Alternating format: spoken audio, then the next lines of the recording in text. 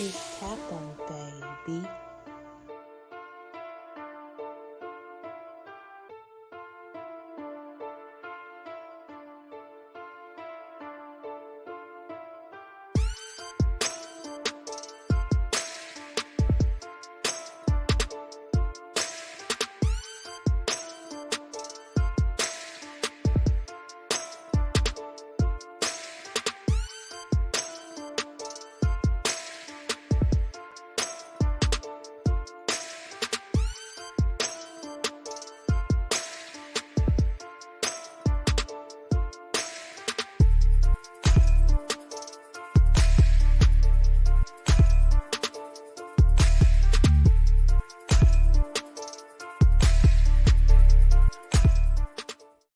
What is up, everybody? Welcome to another episode of 4th and 15 with Mel and Smooth.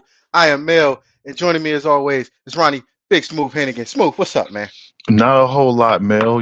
Good to be back. Unfortunately, it's probably a little less hair that I have and things like that going on, but I'm getting old. What about you, man? How you feeling? Well, I'm feeling great, man. Back like we left something. Oh yeah. Because we back like we left something, I got to do this real quick. This episode of 4th and 15 is brought to you in part by Uncle Rico's Quarter Mile Challenge. He throwing the football over them mountains. He almost won the state title if they'd put him in. But he got his And own video game now, so, you know. facts, man. That never gets old. It never Yeah, gets old. it never gets old. Also, I like to send a special shout out. Uh, Today is my baby sister Latasha's birthday, so happy birthday to you, baby girl. Love you. Oh yeah. Stay out, stay out of trouble, please. Please stay out of trouble. But yeah, nevertheless, we got a lot to talk about. Not a lot of time to talk about it, so let's go get into it. As soon as I get the wait, Yes, sir. Yes, what is sir. this? Yeah, here it is. In the MLB, unfortunately, last week we baseball fans lost a living legend in Willie Mays as he passed away at the tender age of 93. So we do send our condolences out to him and his family. For those of y'all that don't watch the show or don't know about baseball, Willie Mays is Mr. San Francisco Giant outside of Barry Bonds. They Mhm. would make any over the shoulder catch you see with a baseball player, it was Willie's idea. Like Willie was the first one to do it, and unfortunately, it was actually against the Indians. Right. So it You just know, had to be. It had to be that. yeah, man. And with his passing, like it is a sad thing for baseball in general. A lot would argue that he would be the greatest of all time. There are some arguments with that. For him as well, he's one that could do it all. You figure he's a guy that would go for average, hit power, fielding, the way he threw, the way he ran, like he just could do it all. And while doing the center field. So, big shouts to him. Like you said, his family want to send condolences, man.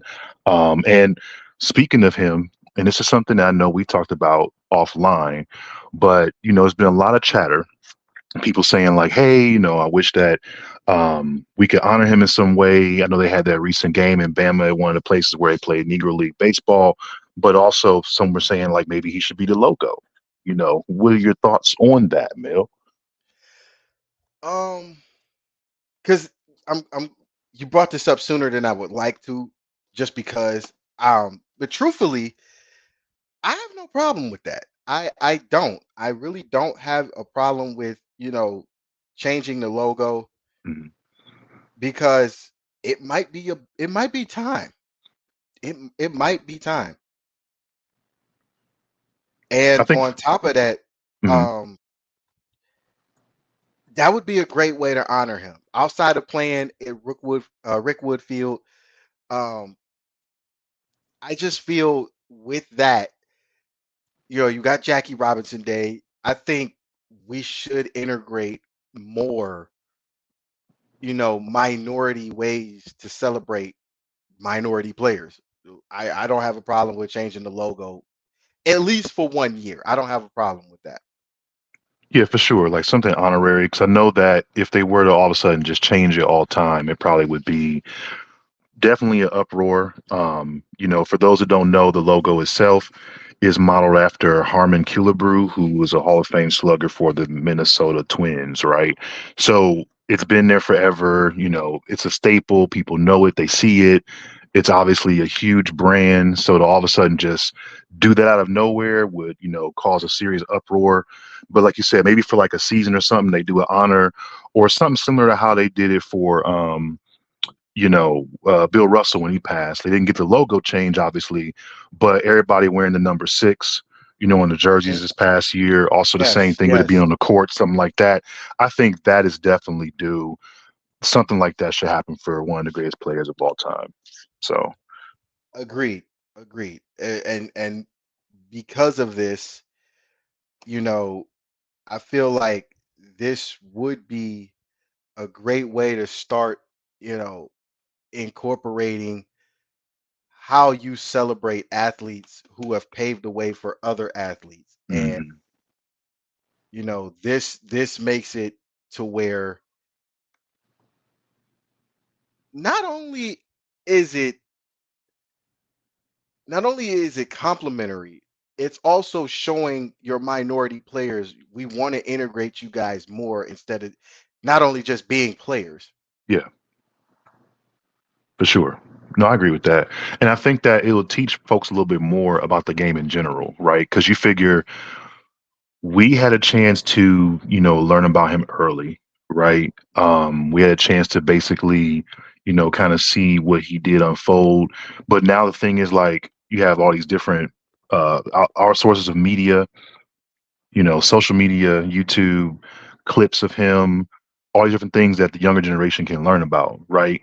You have some folks who sadly may not have known who he was before he Right. passed away. You know what I'm saying? Because with someone who was that old, lived a great life and did a lot of things for the game, him being 93, I mean, the younger generation won't even know him at all. And then those who are a little bit older, like in their 20s or so, will have an idea. Some may not. You know what I mean? So it's kind of hit or miss. And I think that the MLB will be doing, a bad thing by not including him in some way or honoring him or, kind of putting that name out there or using a little bit more for the upcoming season just to kind of build on his legacy a little bit. You have Um, to. There's yeah. no reason why you shouldn't. And I'm only saying that because his impact. Like I always for those watching, I always make this statement. It's not really a statement, but it's more of a reality for me. If you're gonna Hmm. vote on somebody to get into the Hall of Fame, Ronnie, you know I've said this plenty of times, but if you're gonna complain about being somebody being in the Hall of Fame that you feel shouldn't be in the Hall of Fame or don't deserve it yet, why don't you take a look at the impact they had on the game? Absolutely. And Willie's impact as a batter alone is that of legendary, monumental Mount Rushmore type of achievements. Hmm. And I feel like you really need to be in a situation where um you got to understand his impact not only just on the field but off the field as well. Look at what he had to go through, Yeah. even even with him being, still fresh out of Jim Crow, fresh out of Hmm. baseball, like not even that far fresh out of integration of baseball. He was behind Jackie and most cases even got it worse than Jackie. Yeah. So I'm with this. I'm with to put a patch on the jerseys, permanent patch, whatever the case is. Change him as the logo, whatever we got to do to honor him because he deserves it. For sure. For sure. And, kind of just switching a little bit since we're talking about baseball, a quick update. So for the MLB, for those that follow it, you may know this already, but for those that don't, of course, you have across the 6 divisions. In the AL, you've got the leaders being in the East, the Yankees at 52 and 28. The Jesus. Guardians, who ended up winning their postponed rain delay today, as they beat the Blue Jays and swept them. So they're now 49-26. The American League West, the leaders are Seattle at 45 and 35. The NL East, the Phillies are 51-26. And then you have the NL Central. The Brewers are up 44-33. And lastly, on the West, the Dodgers are 48-31. Now, the reason why I'm throwing that out there is because of a couple things, right? And I know we'll get into like talking about maybe some more Guardian related stuff, but I do have a question to you about, you know, maybe some teams you could see who could possibly go, like your prediction for those who would actually appear in the World Series, not win it, but just appear out of these teams. If the Guardians, and this ain't even just Guardians related, this is Hmm. just looking at the body of work so far. If Absolutely. the Guardians can can keep up pace with what they're doing, at least through the All-Star break, Hmm. I don't see why they couldn't. I think and our our our cohorts at 92.3, our cohorts at ESPN Radio have said the same thing. I agree. There has to be some move made to get a solid pitcher. He don't have to be Randy Johnson, Andy Hmm. Pettit, or even Roger Clemens. He just needs to be solid. If they can get a solid pitcher to go with Lively, Bybee, and hopefully Tristan gets healthy and is able to go back to the success he had a couple years back. For sure. Yep. I don't see why they could not be in the World Series. They may not win it, but I Hmm. don't see why they couldn't be in the World Series. Oh, Outside of that, there's a good chance you see New York in the World Series. The way hmm. they run in the East right now, there's a good chance you see the Braves down in the NL. I hated that. I hate that, but the last the last 5 years, the Braves pitching has been lights out. Like For sure. that is not a team you want to see. Out in the AL West, I would honestly say it is if I had to pick anybody, it would be Seattle right now because outside of the Guardians, Seattle's the most complete team when they have runners on base. Hmm. Uh, I think the Guardians are what fifth or fourth when runners are on or in scoring position Hmm. on base, and Seattle behind. Seattle gave them a run. They did. Took two or three out in Seattle. Seattle could be up in somebody's ass, and that's not a team you really want to see because one, they're a complete team. Hmm. I mean, a lot of people don't think so, but when you look at those games against the tougher opponents, the Clevelands, the New York Yankees, the Astros to a degree, they hold their own, and then sometimes they dominate. So if you're asking me out of the AL, I'm going Yankees, Guardians, Seattle. And out of the NL, I'm definitely picking the Dodgers. There's no reason why I wouldn't. Hmm. Like Otani does not have a lot to worry about. Now he's with an even better team than the Angels. And folks, if you're an Angels fan, I'm sorry, but we all know he wasn't staying. Man, Let's look at reality. He was not especially staying. especially that first the first game against them, man. I mean, oh my gosh. I would feel bad too if like a former player that I liked, right? We got a chance to play him again and he just cracked one on us. Like that's exactly what happened. It was like, oh hi, this is familiar. Whap, ball gone, right? All I'm right, like, dang, that was all right. Don't disrespectful. you don't want to put a team behind me? I'll show you, mother. Man, it was Watch crazy, this. right? So I'm glad you brought those points up because for me, when I was looking at this, I totally agree with the Dodgers, right? I just don't see anybody really challenging them other than maybe the Phillies. But outside of that, I just can't really see it. They're loaded. They look really, really scary. And they've had a lot of hot bats going on too, right? Now, the thing about the AL though is New York could definitely make a run. I do feel like the wild card right now for them would be Baltimore. Baltimore is definitely Mm, really, really hot. I know Henderson's on a crazy hit streak, and he's been slugging it out the park, so they definitely have something there as well. And they actually gave the Yankees a couple of scares too. They've been battling them boys back and forth as well. I And I did feel not like even think it. about Baltimore. Yeah, I did Baltimore not. right there, and they're right there in the division with them. You know what I'm saying? So that's a sleeper. I feel like that they have to worry about, and that's the thing. Some of these other teams that aren't leading, they're currently in those divisions with these leaders, right? So it's kind of like it sucks because, like you said, Atlanta's definitely a wild card. Um, and with them, having to see Philly, like it's just one of those things where it could interchange. Still got a lot of games left. It's only about to be We do. July, We do. so anything can happen. Milwaukee's in But a here's class. but here's the scary thing about this though. Yeah. As we look at the standings, and for those watching and those that are gonna watch later, being the hottest team in baseball or being the best team in baseball is not always something that you want to do. The main thing that you want to do in baseball is win your division. Hmm. We talk about that a lot in football, but it's even more important in baseball because that's where the games really matter. Like, of course, as Guardians fans, Indians fans, whatever you want to call it, because I am wearing my Indians shirt today. Um, as a Cleveland fan, you want to beat the Reds and show them you still own them, but that game ain't gonna matter. Yeah. What's gonna matter is how many games back are the Royals, how many games back are the White Sox, you know, the Twins, who have always been a thorn in your ass. Like those Hmm. are the games that's important. And as long as you can keep pace with that and keep them out of your hair for any division in baseball, that's the important thing. So if you're the Yankees, you got to get Baltimore off your ass. True. You have And that's to, a because and that's that's gonna be scary. and that's a good point because the Twins I forgot about.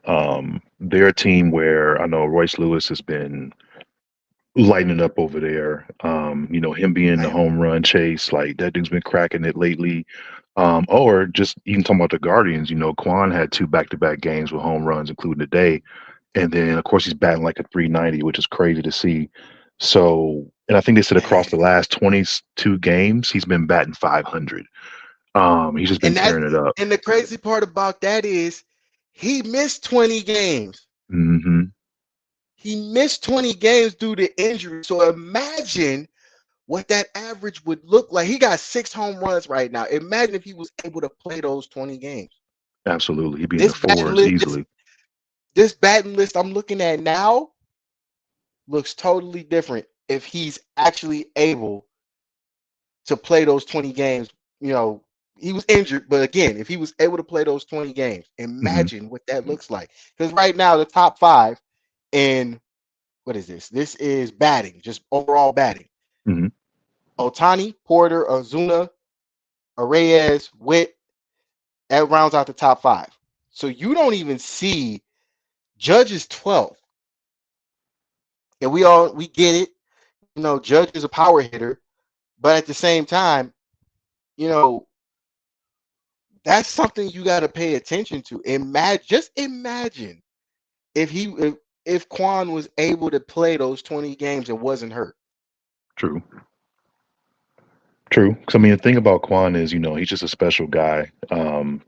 For those who have had a chance to hear about like his backstory and his, road to the MLB, it's pretty cool. Definitely check that out. But he's a guy where, he embraces that character. He's a player's player. You know what I'm saying? People respect the dude, and he's putting his, craft out in the field. You know what I mean? Like, there's nothing more you can ask for. And this goes back to previous conversations that we've had before, where Cleveland just continues to build their team up from the ground up over and over and over again. You know, Random trades, the farm system, obviously, and they just bring out these players, man. Or even seeing like the Naylor brothers, them tagging off and going back to back. Like you figure one Naylor yesterday, one today. You know what I'm saying? Like Man, it's just exciting to see. And I'll be the first to admit, and I know this is something that we talked about before. It had to have been, what was it, the second game of the year, first game of the year when Bieber went down. Um, I was like, that's it. That's it. I had no faith. I was just like, okay, your ace is gone. What do you do? Who's left over? Scrambling to figure out who's next. What are you going to like do to fill in his shoes, or at least get you to go through the season? And to be that early in the year is not something that, you necessarily plan for usually, right? So for that to happen, it was like, oh, what goes down now? The Guardians going to stink. But to see them be one of the hottest teams in baseball and to see the bats flying the way that they are right now is just super, super exciting. Very exciting, especially when you know you're going to have to see somebody more than likely out of the AL East. Hmm. It's either going to be Baltimore or uh, the dreaded Yankees in a wild card matchup. But because we know the Yankees won't be the wild card because as it looks right now, they're aiming for the division. For sure. I'm gonna say you want to be ready for Baltimore, and you hope that that's a home series for you because Hmm. you are not very good. You're good on the road, but you should be better. Absolutely. And that's going to be something that's going to determine this whole thing. I feel like if either team can get that home advantage, then that's going to help a lot. It is, it is, and I want my Cleveland baseball team to have home field advantage because it ain't nothing like playing in Cleveland, man. I'm just For sure. as much as I hate to even say that, being a Steelers fan, I've seen this. I've been to Browns games. It's a tough place to play. It's a tough place to play if you're playing the Cavs. It's a tough place to play if you're playing the Guardians and the Browns. You're gonna have some problems coming into Cleveland, And for those of especially you when the who are weather get cold. right, and for those of you who are really big fans of Quan, just telling you right now, man, him cracking 2 home runs back to back, he gonna get tested.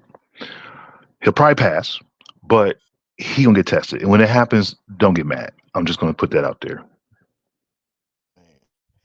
Indeed, because I feel like he's gonna get tested too, but he's such a focused hitter. Like he's Oh such a yeah, patient hitter, and yeah. that's what makes me not worry about that part of the lineup. If you've Oh got yeah. him leading off, all right, that's Kenny Lofton Jr. right there, because Kenny was a patient hitter, and Yes. Kenny would frustrate the shit out of a pitcher. Hmm. Like for those of you that don't know this or are too young to remember or too young to even know, Kenny got into it with Randy Johnson, one of the best pitchers of all time. He got into it with Randy Johnson because he was such a patient hitter, and Hmm. Randy would like to throw pitches to get you out of your comfort zone. So if you were crowding the plate, he'd back you off. Kenny was not one to back down. Same thing Nope. with Quan. Quan is not one to back down. Quan will make you throw at him before he backs off of his comfortable, his level of comfort in the batter's box. Boy, And I'm glad you they mentioned that better because with resign him, him that's expeditiously. what yeah, they gotta make that happen soon. And the thing about guys like Quan, like Lofton, these are guys who, on average, is gonna make a pitcher probably throw about anywhere from 7 to 8 pitches. And the In thing that count. is, in that count, and that's just for the at bats that they have. So you figure, Right. let's say you end up going, around and around and around. Let's say three rotations, right, of the lineup. Imagine facing Quan 3 times, and you've wasted on him alone 25 pitches just on And you're him, getting taken out at close to 80 now.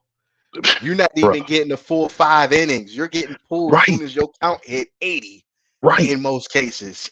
You've pitched 4.2, 4.3 innings, and you already at that count. And the manager's like, all right, so we not in the era where cats is throwing 110, 120 pitches anymore. When they start hitting that 80 count, man, they're like, oh, okay, Yep. uh, we'll see what happens. Then all of a sudden, whap, whap, seeing them Yeah. bat smack. Yeah, man, it's Eh, awesome. eh, It's exciting. it's crazy. All right. As we move on from baseball, the Olympics are coming up in July. And as much as I know a lot of people don't really care until it happens, Hmm. it's some stuff we got to talk about, man, because Oh yeah. the U.S. makes me nervous right about now. And I'm not even talking about the men's national soccer team. I'm talking about the country as a whole Mm. in going into these Olympics. We haven't really successfully beat Jamaica or any of the Caribbean islands in track consistently in a few almost 10 years. Hmm. Um, that's the first thing. We got to get some track gold, man. We might have to bring Michael Johnson out of retirement. You know, it's funny you Uh, mentioned that because with the U.S. team, I know there were some talks of, you know, maybe them like kind of being in the mix for, one of the medals. I'm not sure if it'll be gold, but, not having Bolt out there definitely helps a lot tremendously. And that's an understatement. But the thing is, man, to your point, it hasn't happened in a while. We've seen a bunch of different athletes come through for the team that, had that shine, but they just didn't have enough overall in order to get it done. So, my hopes are there. I'm thinking that maybe they get at least a bronze. We'll kind of see what happens with that. The women, however, they've been yeah, lighting it up. it's getting Seeing heated. Shakari back out I'm there, they ooh, don't want it. I'm telling you, that smoke is different. That girl ready, man. She's focused. She, she's determined. she's very They determined. took an opportunity away from her, Hmm. and they stole that from her, and now she's in redemption. And I am strongly behind her. So Shakari, if you're watching, we behind you. I definitely think she has the best shot to get gold. Oh yeah. Oh yeah. I mean And the way, and I I saw the clips of her recently. Like her singular events she's been doing, and in that in the relays. I mean, it's just different. And seeing how she hits anchor, man, she was at least like three bodies ahead. Like it wasn't even close, you know. And anytime, like you said, she's determined to get it, but y'all made that woman mad by taking, pissed her her opportunity off. from her. And she even went out her way to change her weave up. Do you hear what I'm saying? When she went out her way to change her weave up, it's on. Y'all knew it was bad. Yeah. It's You on. anytime a woman change her hair up to adjust to the situation, it's a bad Yes. thing. She adjusted her hair It's to it. The lashes got smaller, you know. she has basically built herself to be aerodynamic now. Yes, thank you. There it is. There it is. Now, what's funny about the Olympics, and I got to put this out there because I don't know if you caught the last Summer Olympics, but skateboarding. So they introduced this last time, and around the same time when the Olympics aired, because keep in mind it got postponed obviously because of COVID. Hmm. I have never laughed so hard in my life, and the reason why I'll tell you is because all the top skaters, right, were doing the X Games.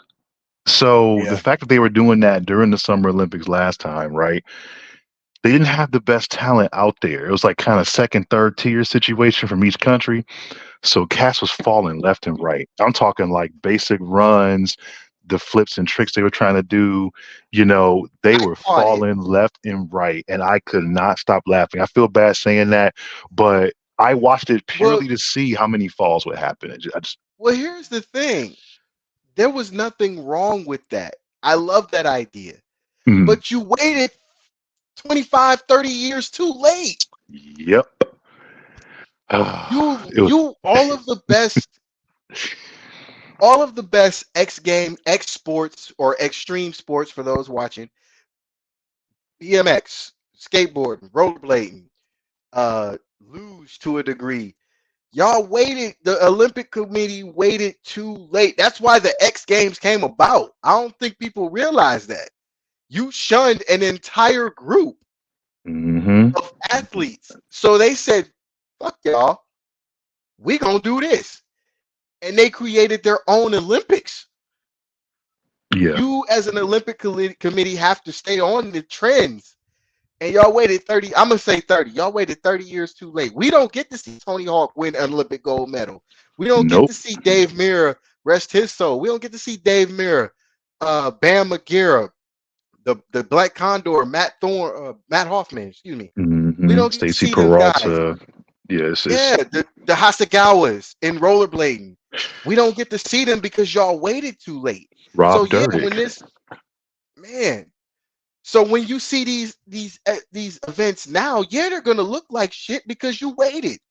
You didn't give Tony Hawk and them a chance to show you how to do this and perfect it. Just like when y'all did Taekwondo. Y'all put Taekwondo in. Y'all was scared to do it because you knew Korea was among the best in martial arts at Hmm. that time. You do it. It's not. Yeah, we ain't ready for this because we already know Korea gonna kick our butts in it. But guess what? You take your lumps. You Hmm. take your lumps and say, you know what? Do like they did in Best of the Best. We're gonna Right. build the best team we possibly can. James Earl Jones put if James Earl Jones was the coach of the '88 Olympic team, we'd have had gold. It's funny you mentioned it because like I was thinking about that movie as soon as you mentioned Taekwondo, and like you said, you knew that the U.S. was scared of that happening, and I felt like that's part of the reason why the movie's out there too. They had to show us making that comeback or having potential to win and all this stuff, knowing that winning gonna be that damn close. I'm just It saying. wasn't. And with extreme sports, you have to know your best athletes. I have not watched the X Games since Dave Mirra and Tony Hawk officially retired. Same. I don't even know who's out there now. If I get back into it, yeah, I'll be great. I'll know. But the prime athletes, the prime sports, Hmm. they had their figures. Yeah. They had Tony Hawk, they had Dave Mirra and Matt Hoffman, they had Bam, they had Rob, they had the Hasagawa. And I mentioned the Hasagawas because uh Shigetoshi Hasagawa was one of the best freestyle rollerbladers in at that time in the history of rollerblading as an Hmm. extreme sport, especially on the free course. Freestyling, he was bad, but And y'all it's waited too late. and it's crazy because that's one of the main events they got now, and you figure this is going to be the second Olympics that they feature skateboarding. But to your point, man, those figures, like you always got to wonder, like, what if, and we will never know. But yeah, we won't because y'all waited too late. Tony's in his damn near 60. We lost Hmm. Dave Mirra. Matt Hoffman is pretty much sitting somewhere comfortably trying to, put whatever bones he broke back together. You know, this is one of those times you guys as a committee, and I'm not telling the Olympic Committee what to do. I'm just saying if you're gonna put this sport in the Olympics, you should have tested this out when the X Games was hot, when Right. Tony was hot, when Dave was hot, Rob, Bam, when all of these guys was hot. You should have been testing it to see how, what can we do to make this an enjoyable event for people to watch. Hmm. And on top of that, you got to figure too, not only to be, something that is going to be a top event, but even from a business perspective, you know, you have these guys where they have their own video game, they're featured on Mhm. various networks, and literally people who didn't even do skateboarding or any of the other extreme sports knew who they were. You know what I'm saying? Like, Mind you, I wasn't out there skateboarding. I wasn't out there flipping on bikes and doing BMS tricks and all that kind of stuff. But I could tell you who these people were. That's the level of fame that they I had. I can say I spent many a night losing sleep playing Dave Mirra, playing Tony Same. Hawk. Tony Hawk Pro And Skater. Oh now man. keep this in mind. This was a time where ABC Hmm. was putting this on their network because they knew. And ABC, yeah, Wild World Sports, but they was covering equestrian, NASCAR, sports that other people had an interest in. When the X Games got hot, mid 90s, it was on and popping, and ABC was part of that. That should have showed you right there. If ABC is part of that, one of the biggest networks in the world, if they were part of this, y'all should have been part of this as a committee. Exactly. Exactly. And then here's one for you as well. Something to your point, just various feats that were done Oh that man. either, haven't been repeated or skaters still struggle to repeat now. So Tony Hawk, right? The 900. Tony, I know the that's where you're going with this. 900. Yes, the 900, right? Even the 720, because he pulled the Yeah, 720 off back in the 80s, the right? 80s. Unheard of. The 80s, right? All of a sudden, Cat started getting on him with that, doing the same thing, right? This man defied the odds because when it happened, this was back in 85, he hit the 720, right? To put that in perspective for you, and for those who know how it is as an athlete when you age and stuff like that, Hmm. Tony Hawk hit the 900, 1999. 14 years later, he Hmm. hit the 900. An additional 180 rotation this man hit 14 years older. Right. Older. D- Mine, Come on, Dave man. Mirra. Dave Come on, Mirra. man. Same thing. Dave Mirra hits double backflip. Bruh. Bruh. Like those are feats you don't see every day. And they're That not that's repeated. those are video game feats. Those are video game tricks. Like literally tricks you're supposed to do in a video game, not in real life. It's the craziest thing. And I will say this because the biggest excitement that's happened going into the Olympics is this. There is one girl. There's a female skater from Australia. Okay, her name is Arissa True. Right, she landed a 900 or whatever. So she was like 14 when she did it. Right, Hmm. but there's haven't been many 900s landed overall, is what we're trying to say, folks. Right, so you figure. Successfully. Right. So for Hawk to do it and then, this girl to come along Arista and True do to it do it. and for her to be the first female to do it, mind you, that's just something crazy to see. And going into it, I'm gonna look out for someone like that to see what they do, but it's gonna be just miles and miles apart, the difference in how these different skaters are gonna perform when it comes to the Olympics. So we'll kind of see what happens. I also got to send a shout out to our Olympic national rugby team and Marcus Tupuola because they will be competing in the sevens form of Mm, rugby. I'm scared for that too. Not because I don't think the U.S. could do it, but I've been told that this bracket for rugby is going to be tough. I can't wait.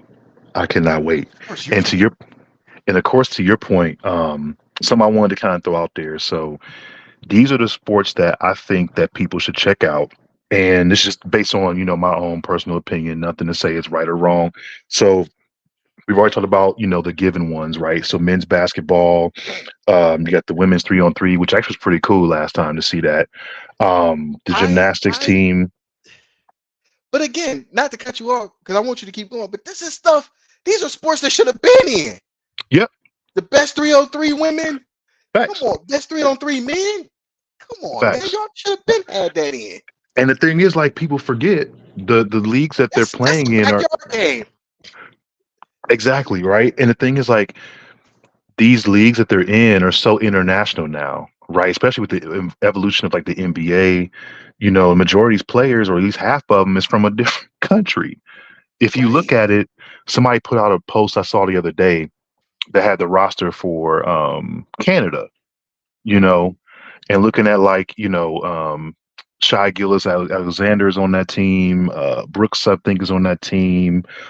Someone said they think like Zach Edey might make an appearance or something like that, which I don't even know if that's true or not. But I'm just saying, like, there's a lot of talent that's out there that's in the current NBA that's going to be on this team too.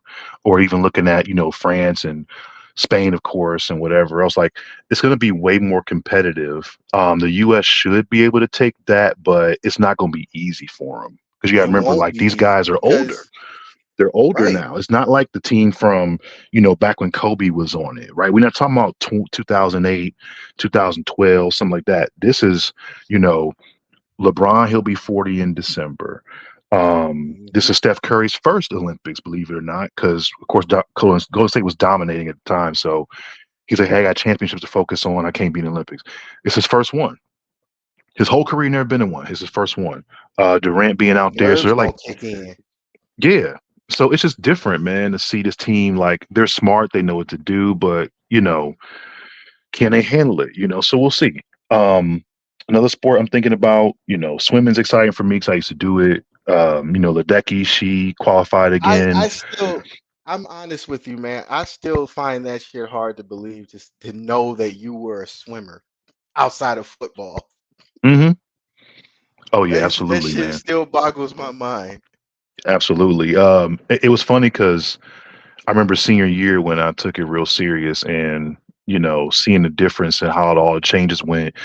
It was kind of bad going into like college because playing weight, I'm somewhere around like 270, 275 during high school. But then when it came to swimming by the end of the season, man, I'm like a solid 230, you know?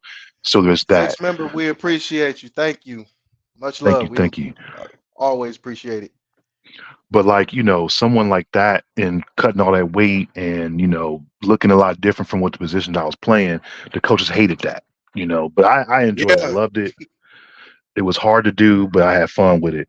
Um, Another sport I'm thinking about, I've always liked beach volleyball, the weightlifting competition, and then of course, judo and taekwondo, just because it's some kind of martial arts to see, So those would be the ones that I'm gonna be checking out. What about you, man? You gonna get a chance to watch it? What would you look at?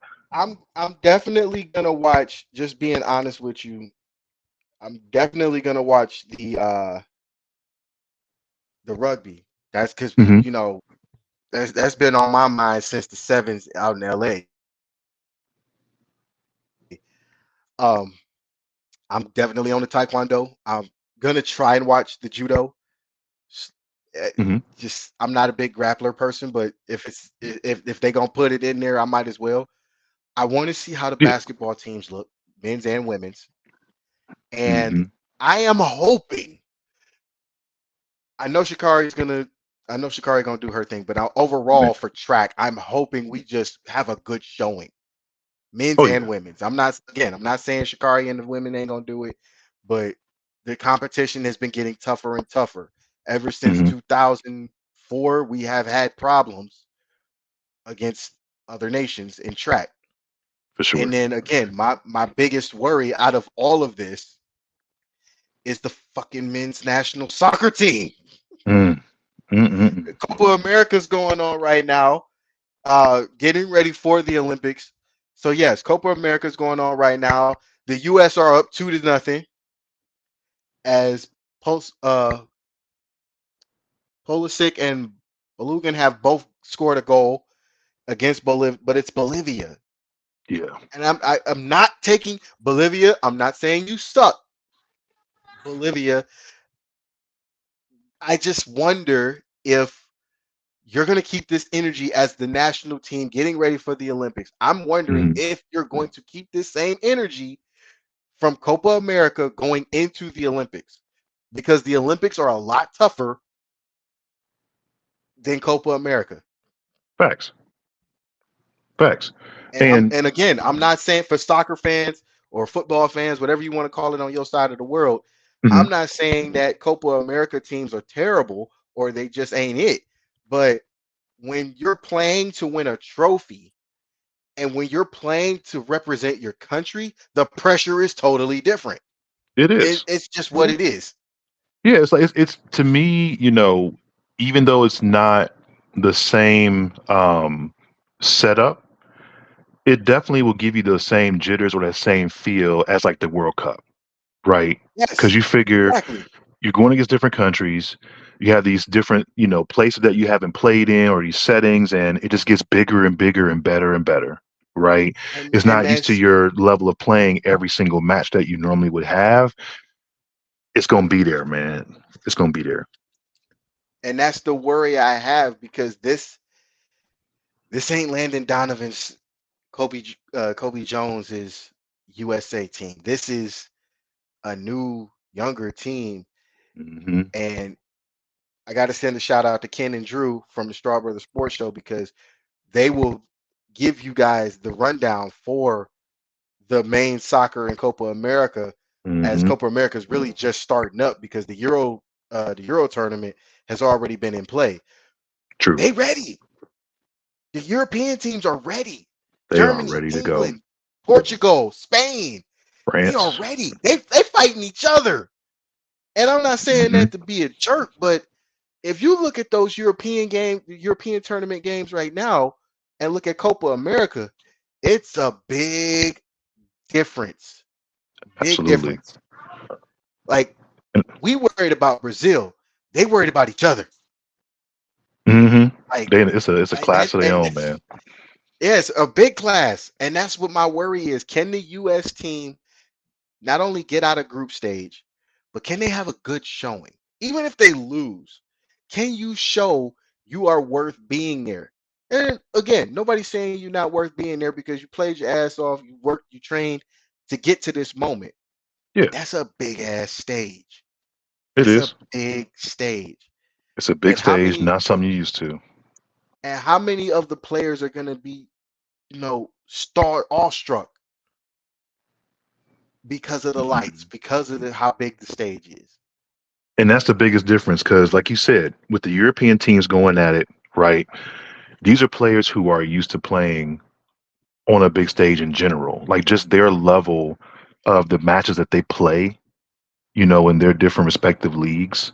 It's just something that's, far outweighing what we currently have here in the US. It's growing for sure, It's but growing, but it it's just ain't it different. ain't Europe. It It's ain't not Europe. Europe It ain't Mexico. It ain't Brazil. for sure. Sorry. And then for those who are It's wondering what neither we're one. talking It's not about, one of them. and for those who are wondering what we're talking about, like the stage itself. Okay, so my opinion on this, right? It would be like comparing, a player who is, let's say, a Division 1 player, and they're playing in, like a MAC school week in and week out, right? There's talent there for Hmm. sure, but look at how many fans are playing in front of week after week, right? And then you And go what to kind of stage Ohio they have. State. Yeah, then you go to OSU or you go to like, a Penn State or, Tennessee, whatever, and you see how big those stadiums are. I mean, you're used to playing in front of, let's say, on average, 15, 20,000 people. All of a sudden, you quadruple that. You know what I'm saying? 5 times whatever it is. Like, it's just Pissing down different. the leg right now. Yeah, As soon as you hit out the locker room, out the tunnel, you peeing down the leg. right. You feel the roar of the crowd under your feet, Man, what? you know? And in So, some cases, the crowd is on top of you. right. Exactly. So, but yeah, that's my take, We man. I'm hoping. just excited about the Olympics. I'm excited I am about too. the way the different sports will play out. I'm excited about how the soccer's looking right now. Yeah, man. Sky's the limit from here, bro. Oh man. So with that, being the sky's the limit, in NCAA football, we all are excited for the game to come out to a degree. I'm still pushing for them to put the D2 and D3 schools in, but we'll see if Hmm. they do that next year, whatever the case is. I came across this list, and I definitely want your opinion of this. Hmm. And for those watching, y'all might disagree. For those that are old enough to remember some people on this list, but it definitely got me to thinking, who were the top 10 dual threat QBs of the 90s? Mm. And here with I got the list. So we're going to go down the list. We're not going to take too much time on it, but we're going to go down the list. And the first part of it is honorable mention is Sean Moore out of Virginia. I don't remember much about Sean Moore, so I can't really speak on him, Hmm. but obviously he's on the list, so I'm going to give him his due. At number 10, a lot of people say he was not where he should have been in the NFL, but in college, this boy was bad. Number 10, we got Cordell Stewart. Now, keep in mind, before, I'm going to put him back up there, but before Coach Prime got there, it Hmm. was Cordell's school. Why am I saying this? Colorado has not won a national championship since Cordell left. Facts. The closest they've gotten was winning the Big 12, when the Big 12 was still like in its infancy. And mind you, the Big 12 didn't come in until 1996. Hmm. So, they haven't won really a lot. They moved to the Pac 12, which I thought was a bad idea. Now they're moving back to the Big 12, which should help with recruiting because every team they're going to see is right there. For sure. So you'll have Texas. Uh, Prime has spent most of his career as a player in Texas in some way, shape, or form. But Cordell could do it. He could do it. He could run. He could throw. He had Michael Westbrook, Rashad Salam. Like he had weapons, and he Hmm. was a weapon. So that's number 10. But Smooth, I want to hear your thoughts on that one. You know, like you said, I don't know much about Sean Moore either. As far as Cordell, he definitely, is a big part of that legacy at Colorado. I do feel like he had the weapons, and I feel like, maybe that's why he's not higher on the list when it comes to the other names that we'll get into. But I think he's definitely in the top 10. I don't know if I would say he's at 10. I may want to move him up a little bit higher, but that's something we'll look at once we go through these names. All right. At number 9, this was my favorite arena quarterback when I was playing arena football on the Xbox. Joe Hamilton Man. at Georgia Tech. Now, for those that don't know Joe Hamilton or don't know Georgia Tech stigma, Mm, Georgia Tech was an option team for like one of the 20 best. years before, one of the best, but they were an option team for like 20 years before Joe Hamilton got there. Think about that. You were one of the best options teams. Add this guy, and now your option is unstoppable. I'm, I think so far they're with Cordell and Joe. I think this list is almost spot on. Hmm. We haven't even seen the rest of the list. Nah. At number 8, the guy who won the big one after the guy who tried to win the big one, T. Martin. Exactly. And for those watching, the reason I say that is T. Martin was the backup to Peyton Manning, arguably the greatest passer we've ever seen. Get it? I got it. But at Tennessee, Peyton Manning could not get to the national championship. He Hmm. could get to the SEC championship, but the national championship was literally something out of his reach. T. Martin comes in, and mind you, they win the first BCS national championship. Hmm. T. Martin could run. T. Martin could throw. He was very accurate, and he's still coaching in the league.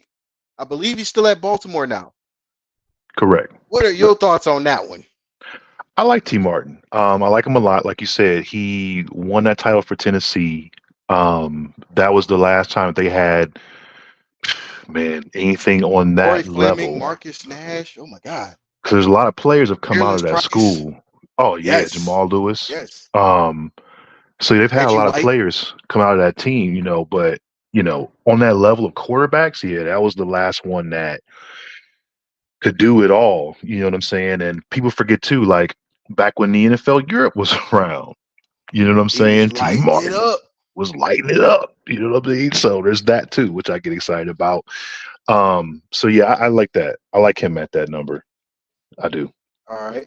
Moving at number 7, we have the original number 7, Michael Bishop. Now, for those, I tell my players I coach all the time, this was Michael Vick before Michael Vick got there. Before Michael Vick ever existed, there was Michael Bishop. Michael Bishop ran through people. He wasn't a quarterback in the traditional sense. He was a running back that was very accurate as a quarterback.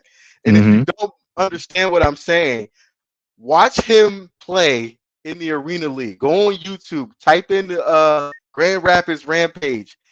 He set records as a quarterback who ran the football.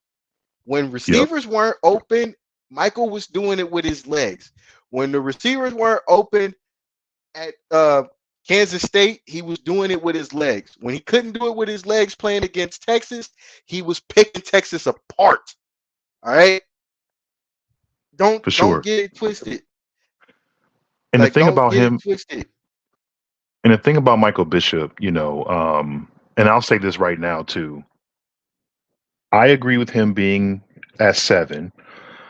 I think that athletically, though, he could definitely be top 5. The issue with him, though, is I think that because he didn't ultimately get that national title at Kansas State is probably why he's at that number on the list. He did win 2 at his previous college, a blend college, but here's a guy who went 46-3, right? 46-3 as a starter In the Big 12. in In the the Big Big 12. 12. And the thing When is, the Big like, 12 that's was actually tough.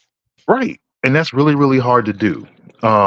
I think the issue that I have with him being at this number is only because I think he's just there because he didn't get that title ultimately at Kansas State. He came close, right? But had he won that there, I think they would have probably put him up higher. But I feel like I think so his too. skill and just what he could do, he definitely is top 5 worthy in my opinion.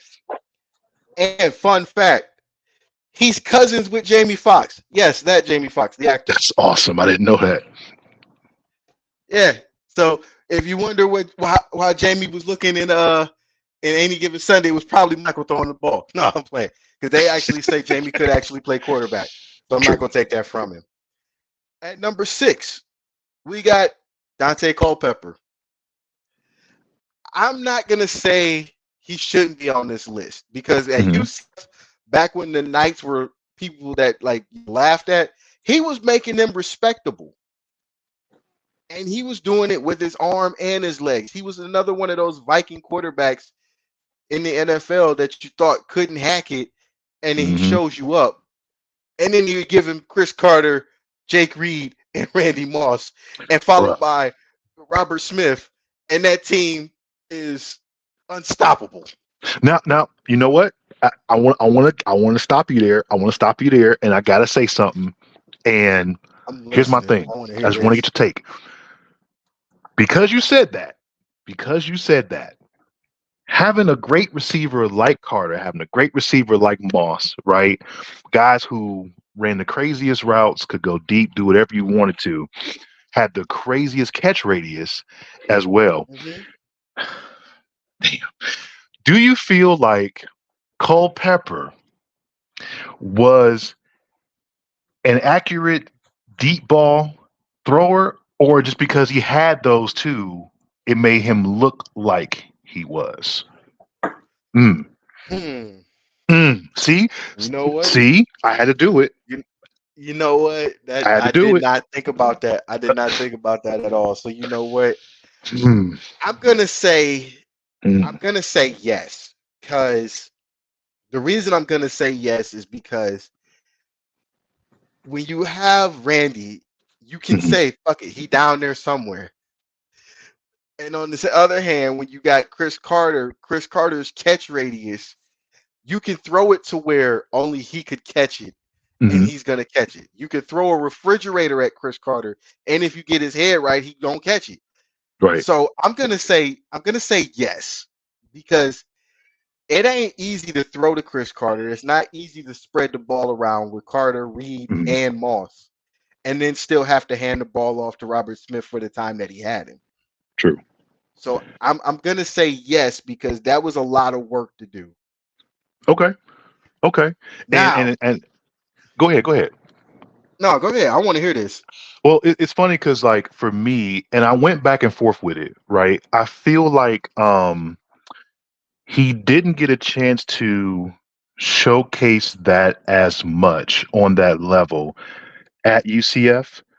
When he got to the NFL, it was very apparent. And the reason why I'm agreeing with your point is because I felt like had he had receivers who were like that or kind of close to that level of what he had with the Vikings, I think we would have saw more of that at the collegiate level. And I think Well, that's also you gotta think too. UCF was like the little sisters of the poor before he yeah, yeah, got yeah. there, and he ran more out of necessity because he was running for his life. True. And and even then he still made him respectable. So I'm gonna say, even with you saying that, if he Hmm. had the slightest inkling of a Chris Carter or even a Jake Reed, and that's not taking anything away from Jake Reed, because before Moss got there, people, it was Carter and Reed, not Carter and True. Moss. It was Carter and Reed. And then Moss got there, and it was like, okay, well, Carter, Moss, and Reed still ate. So if you give him, I say, if you even give him a Jake Reed, we see him be one of the best collegiate passers too. Oh, for sure. And I think that's the point I was trying to make too. Is like, you give him one more guy like that, you get the ability to actually block for this man. There's a lot more he could have done. And it's also, to your point, while we're ranking these guys, we're trying to go with the rank. This is the one that I felt like probably could have went one higher for Really? that reason. Yeah. Real over the number over the now, because we're going into the top five. So Yeah, go ahead and throw it up there, dog. you're telling me he could have went over, he could have been in the top five over this guy? I think you flipped them. I think you flipped them. Respectfully, McNabb, yes, would be top 10, obviously. I think him and Culpepper flip. I really do. At the collegiate Okay, level. okay. Now, At the but collegiate for level. folks, for folks at home, keep in mind also, McNabb was not the starting quarterback when he got there at Syracuse. He took that Correct. job from a former Cleveland Browns receiver named Kevin Johnson, and Hmm. Johnson decided to be a receiver. So, he also had Marvin Harrison. Hmm. See, That see, see, helped see, out a lot too. see. You just keep going because this is what I'm talking He about. had This is Marvin what I'm talking about. Harrison. You had them He too. had Marvin Harrison. So You had them too, you had, right? Okay, so you you had had them Kevin too. Johnson. You had Marvin Harrison. Imagine Culpepper with them, though, You know what? and some blocking. That's not McNabb's fault though. It's not McNabb's fault, but that's why I would flip. you It's know, man. I'm not gonna disagree with that, but I'm gonna say the body of work for both of them was very, very uh it was very, very different. It was night and day Yeah, yeah. because Culpepper was playing for a team trying to get up. They were trying Mm, to keep build that program up. McNabb was playing for a respectable team and arguably a respectable conference at the time, the Big East, against the most dangerous team in all of college football around that time, which was true. the 98 through 2001 Hurricanes. You had to survive that. Like, it's, I want to compare the body of work. We're gonna come back to this list at some point. And I want to For compare sure. the body of work.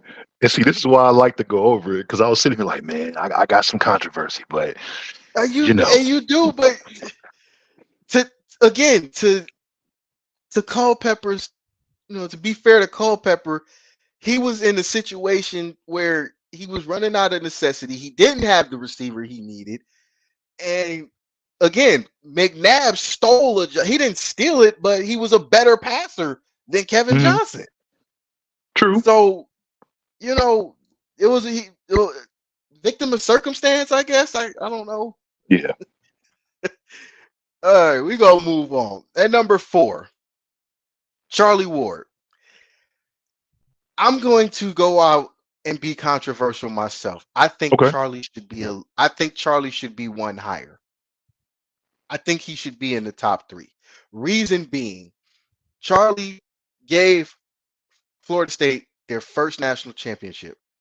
He Mm-hmm. made it cool and okay to be a dual threat quarterback in the South. Now Yeah, think they wasn't about this, liking that folks. back then. Now think about this, Ooh. folks. When you watch college football, when you watch Florida college football in the late 80s, early 90s, Mm, mm, all mm, you mm, see is defense and mm, passing. The mm, reason I'm saying that is because When you look at the University of Miami Hurricanes, three quarterbacks, four quarterbacks in that era, well, I'll say three quarterbacks in that era all come out, and they are among some of the best passers in the 90s in the NFL. That being Jim Kelly, Bernie Kosar, Vinny Testaverde. I know a Mm-hmm. lot of people don't like Vinny, but be realistic. Vinny was one of the better passers. He just was cursed to bad teams after he left Cleveland. Yeah. Bernie led arguably the greatest comeback in playoff history against the Jets. And Jim Kelly, they invented a whole fucking offense for Jim Kelly, the K gun. It was it was the Kelly gun because he was lighting people up. Now, Mm-hmm. that's in Miami. Go up the road to Tallahassee. Bobby Bowden has his first dual threat quarterback in Charlie Ward, a guy that's accurate. Not only is he accurate, he won't sit back there and take the sack. True. And that causes a problem when you play the Hurricanes. That causes a problem when you play the Gators. That causes a big ass problem when you're playing teams in the ACC. Mind you, Maryland was running that, not Maryland, but Clemson was running the ACC around that time. Mm-hmm. So people think Clemson was just now getting there. No, Clemson was there already. And then Florida State took over because of Charlie Ward. So me Yeah. personally, I feel like Charlie should be one step higher on this list. And That's something. Go ahead. yeah, I'm just I'm in it. I'm in the zone, baby. I'm in the zone. No, I feel it. I mean, I think that to your point, because of the body of work, he should be one higher. Of course, he also, you know, won Florida State, the national title. And it's just one of those things where, in comparison to the next person, it's things like that that kind of separate those two guys. Hmm.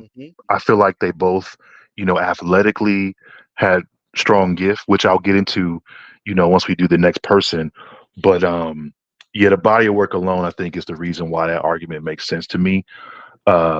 Sadly enough, I do feel like in the long run, we found out who the better quarterback was because of their professional career. But at that level and in college, yeah, I mean, I guess that makes sense for him to be one higher. So go ahead and get the And folks the next one, man.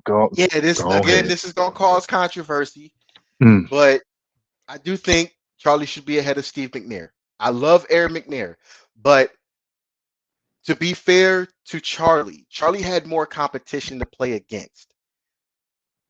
Steve was running through defenses in the HBCU world. hmm I do think Steve was way more accurate than Charlie. And as you for sure. saw, as he, made the transition to pro, because, and we can't really compare pro careers because Charlie went on to have a great career for the Knicks Yeah. in the NBA. But as far as collegiate goes, I do think Steve was a better passer as far as being accurate. hmm Now, when it's time to take off, they both can show you, hey, we can both run. But And I think to go along with that, since you mentioned a run, what people need to understand too about McNair, and I think this is what may have had the individual probably put him at three, is the reason why his competition, wasn't on the same level, um, is part of his decision to go to Alcorn State, based because he wanted to be a quarterback. He was being recruited heavily to play defensive back, believe it or not, and then also he had a full ride that he was offered by University of Florida to play running back. So they knew he could definitely, do some things with that ball in his hand for sure. But he ultimately wanted to be a QB, so he chose Alcorn State. That's how that went down. Um, but yeah, man, like you said, I think he's the better passer, for sure. Obviously, he thrived in the NFL. Um, yeah, it's just could hard, have got man. a Those are Super one of those Bowl. other ones, right? And I think it's just one of those things interchangeable again. With these guys, man. And like you said, the competition was just on a different level of war going against Right. guys at Florida State. So yeah, man, Rest in peace, Eric McNair. for Now, sure. drum roll. The top two is Oh, so controversial. oh, I'm all for it. I'm here oh. for it. A lot of people gonna get mad about this. I don't even give a shit.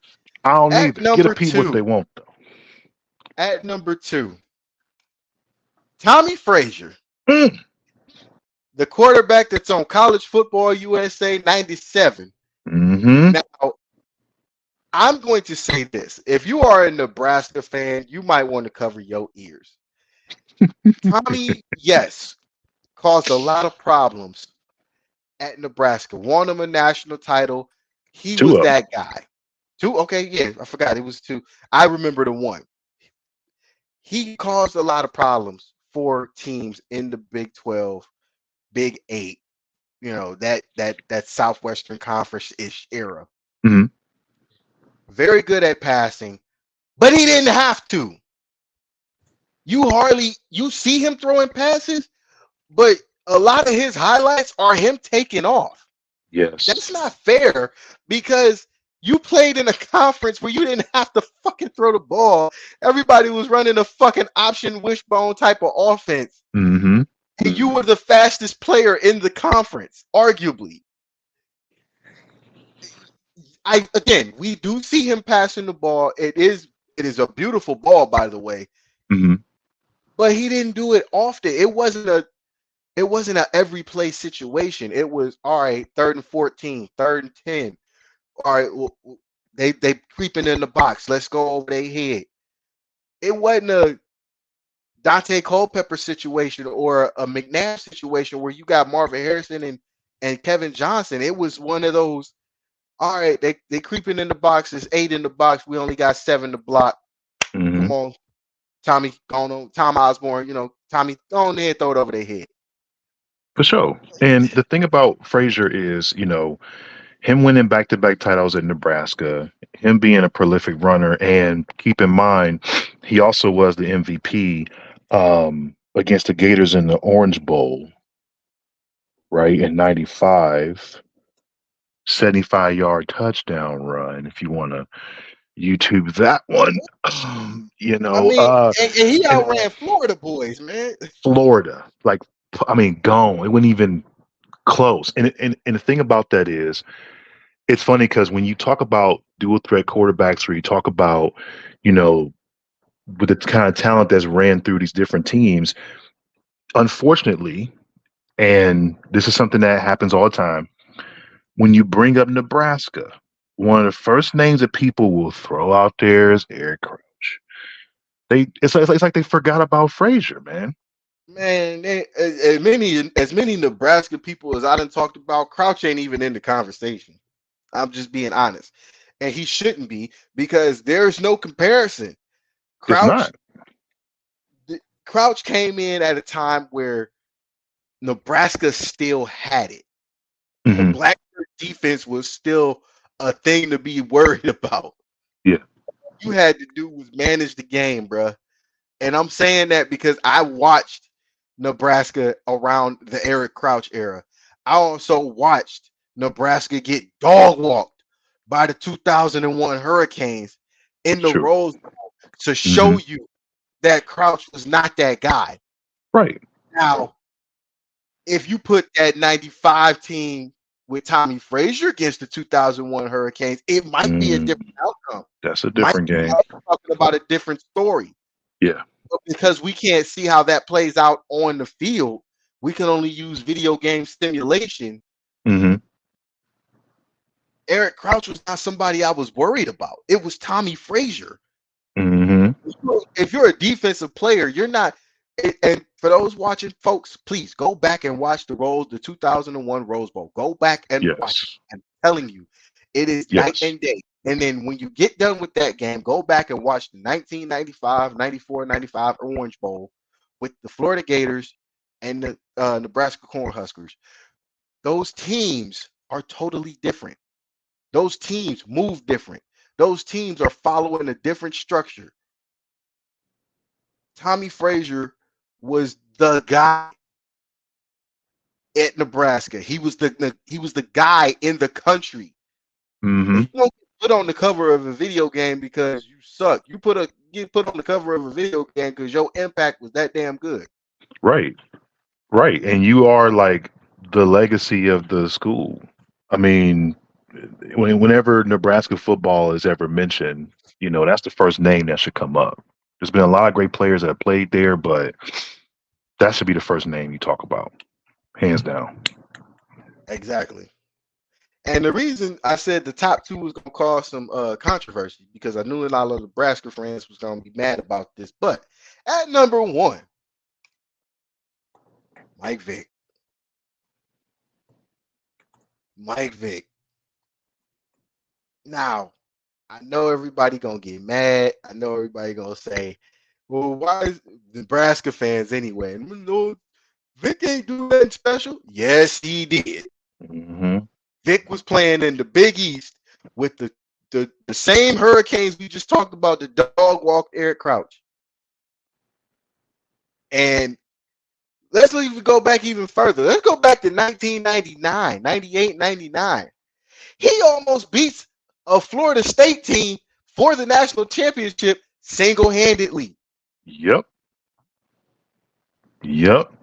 They were undefeated that season, and then They see yeah. Michael Vick running circles around him. He running around them so much he can throw the ball to somebody down. Andre Davis is down there. Hmm. Now, mind y'all, Peter Boulware was on that team. They were just fresh from Derek Brooks leaving. Hmm. That Florida State team was a bunch of rabid dogs. They was killing people. And Michael Vick made them look foolish for a half. Went into halftime with the lead. If Bobby Bowden don't make the defensive adjustment he makes, do we even talk about Florida State around that time being one of the best teams of the 90s? No, we don't. Michael Vick takes that from them. And mind you, Michael Vick didn't have much, but what he had at Virginia Tech, he made work. Absolutely. And this dude was out here popping ACLs, man. Man, what? I Ankle mean, it's breaker. just Ah! seriously, like you getting juked by him, bro. You gonna grab a knee if it don't pop itself. I'm just saying, and the difference in Grab a that too knee, grab is, an ankle. and since you mentioned that, and I know this isn't a quarterback, but I mean, thinking about it in that game, imagine if Vic had anyone close to a receiver on the same level as Peter Ward. Ooh, what? Yeah, because that was the MVP in that game, Peter He Ward. was. Boy, that boy. You Get that nigga. Get see what I'm saying? the ball Like out that it's just motherfucker hands. it's just different, man. I mean, Vic, like you said, he had to do what he had, but Keep the ball out his fucking hands, Peter man. Don't Ward, kick it to bro. him. Yeah, Don't man. Now kick it to him. Don't let him touch it. Don't even let him look at the ball. I mean, he was a whole problem, bro. Like it just, yeah. We already know what that man could do, and I mean that's a discussion for a different day. But It is. yeah, it is what it is. But yeah, I like Vic at one. I like the things he could do. His accuracy on the run throwing as well Oh man, and too. that's the thing people don't understand. Like, oh, all Vic do is run. No, Vic was Mm-mm. one of the most. He left as an all-time leading passer, I believe, at Virginia Tech. And the He deep left ball that school, and the that deep ball was beautiful. I mean, it was pretty. It was accurate. I mean, you figure somebody who could just flick it a rest, you know what I'm saying, throw a 50, 55 yarder For with a no effort left-handed quarterback for a at lefty, Tech. you know, he can do that across his body too. Because people think that, oh, he's going to roll out left and that's just what happens. No, it didn't matter what side of the field he was on, whether it was coming from the left side or him, turning around and running opposite and having to throw across. Man. They forget about that And part then of it because of how he ran. and then thankfully you didn't put him in any NCAA games like that. You just kept him on Madden, which was a problem in itself. But Hmm. for a left-handed quarterback at a school that nobody really respected in that conference outside of the Hurricanes because they had to chase him. They had to face him. Mind For you, he sure. beat the Hurricanes. Yep. He beat the Hurricanes that year Yep. and got himself in the national championship. And then in addition The to that, only people thing that forget, stopped him. Go ahead. and people forget too how hard it is to defend a left-handed anybody. Oh my God. A left-handed How hard it is quarterback, to a catch. left-handed shooter. It's weird because you're not used to it. The majority of who you I play against is a right-handed person. yeah. You know what I'm saying? Like it's oh man, God, Michael Vick was it, man. That's, he was it. He was that guy. I hated him. Like, cause I was a big Hurricanes fan around that time. Like, why can't we Hmm. get it? Like, can we shoot him? Like, you ever notice when you seeing a dual threat quarterback that's just ripping your team apart? It's never a we got to tackle him. It's can we shoot him? Because that's the only way you go stop him. But Exactly. that I rounds mean, out. Go ahead, man. I just no, I mean, there's nothing else you can do. I mean, there's literally nothing else you can do. Really, nothing else you can do. Um, and the thing is, like, it wasn't until that he got drafted that, you know, Miami was just like, oh, so glad he's gone. Now he can get back to us yeah, again. we ain't got to deal with his ass no more. We gotta see him no more. Like he'd be the reason why they couldn't go all the way. It's like, oh gosh, here he Hey, go again. shit. Like when Ted graduated, we ain't got to see that motherfucker We ain't no gotta more. see him no more. Right. Oh man. So but no, man, Yeah. I like the list overall. Definitely a couple of people that we talked about, that we could flip or whatever, kind of towards the middle in that like 4 to 7 range. Um, but yeah, man, it's cool, man. Just focusing on like those guys, collegiate career. I do agree with most of them. I know a lot of folks probably before that were thinking like, "Oh man, no, because in the NFL, blah blah blah blah blah." That's No, not a we part of said this the discussion. college quarterbacks. College, College. college Dual only, threat college quarterbacks of the college 90s. only. And that Yeah, is your top 10 list with the honorable mention of Sean Moore. for sure. Well, again, man, we back like we left something. That concludes this episode, but it was fun. Like pissing people off, getting mad For over sure, Tommy man. Frazier not being number one. And something I want to challenge folks to do. So with regards to this episode, we talked about the top 10 quarterbacks for dual threat quarterbacks, right, in college. If you have a different top 10, or you want to have a discussion about that, feel free to drop it in the comments. Feel free to put it on there what you feel like your top 10 should be. Do you agree with what you saw? And just let us know, man. We'll be happy to have a discussion. Oh man, we had that discussion with you because you better bring some facts too, because I'm For gonna rip sure. you apart. Yeah, don't throw I'm rip nobody you out there apart. that you just like, or you feel Yeah, good about. Like people that we talked about or the ones that we referenced or feel could be swapped or whatever. We know the saw them. statistics. We saw them, right? We watched them. We know what they can do. So if you're going to do that, definitely throw it out there. We want to hear from you and try to convince us otherwise. Oh, you know what? Since you brought that up, I got a trivia question because I know people gonna go back and watch this later. I got a trivia question for people who might want to actually try to entertain that. So with that, I'm only gonna ask one today. As soon as I find it. Let me see. I know I got it. I know I got it. Okay. So for those watching or those that are gonna watch this later, you want us to argue one of your topics as far as the college quarterbacks or college players or anything like that on your top 10, whatever. If you can get this trivia question right, we will invite you on and we can argue or debate this topic. Name the four, it's four of them. Name the four professional sports teams in America named after bears. It's four of them. Name the four professional sports teams that are named after bears. If anybody can get this before our next show, we will have you on, or we will take your top 10 list and we will debate it. Nice. I'll say it one more time. Name the four professional sports teams that are named after bears. But somebody gonna cheat. I know somebody gonna cheat. I For know somebody sure. gonna cheat. But that's y'all trivia question for the week and see if y'all can answer it. That'll do it for this episode, man. Thank y'all for joining us. If you go ahead, like and subscribe to our Facebook, our YouTube, we appreciate that. Our Twitter.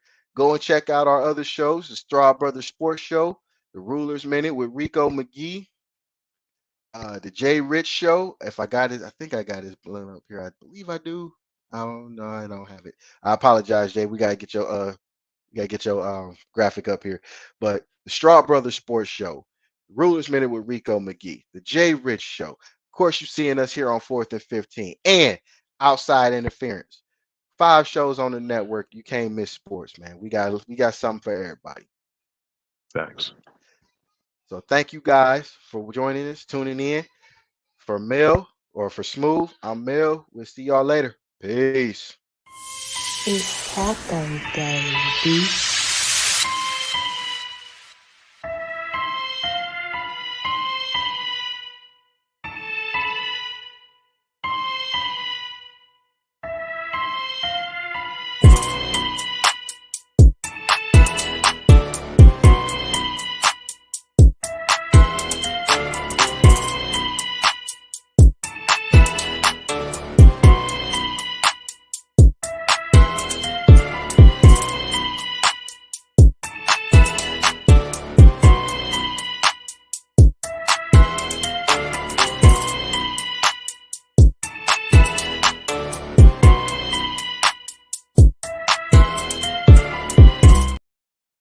Oh, while I'm thinking about it, I got to send a special shout out to Casey Productions for allowing us to be on their YouTube channel and their Facebook page as well. So thank y'all again for watching. We appreciate y'all. Go ahead, like, subscribe on YouTube, Facebook, follow us on Twitter, all of that stuff, especially on Instagram. Love y'all. Peace. It's Taco Day, B.